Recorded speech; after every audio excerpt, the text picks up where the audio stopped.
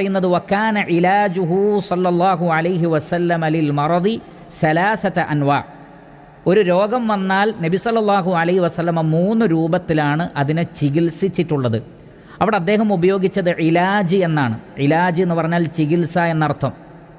അതിൽ ഏതൊക്കെ പെടും?